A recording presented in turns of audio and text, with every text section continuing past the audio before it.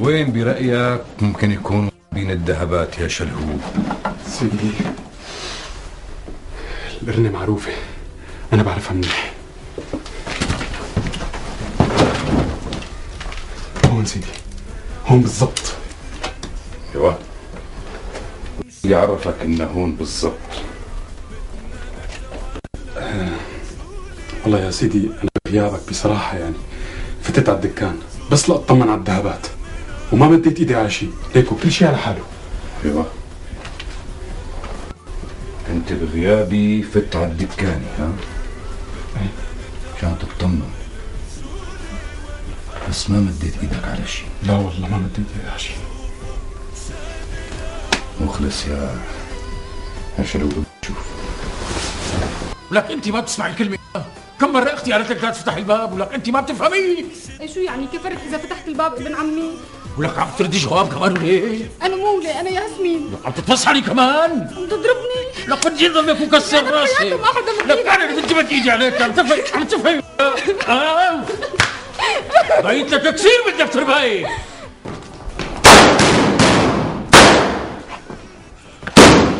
يلا راشد، الليلة ليلتك خرطش وطحاش لعيونك ابو حجاز.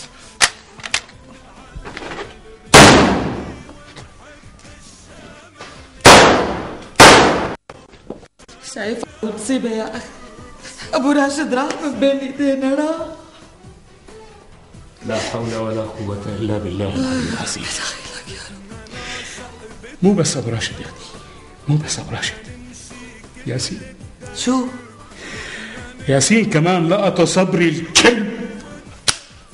قولي على طولي، قولي على طولي، اللي فينا مكفينا. يا رب دخيلك يا رب. وعم تقوس علينا برصاص. ماشي، أنا هلأ رح ريحك، بس مو من شانك، من شاني أنا.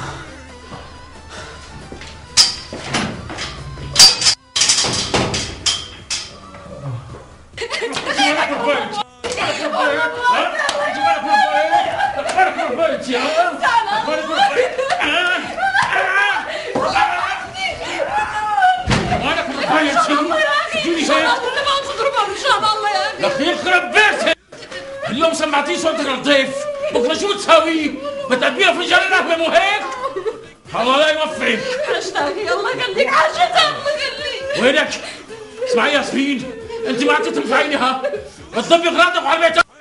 ياسمين لا الله يخليك، لا تقولها بالشام الله، لا تقولها. استغفر الله العظيم.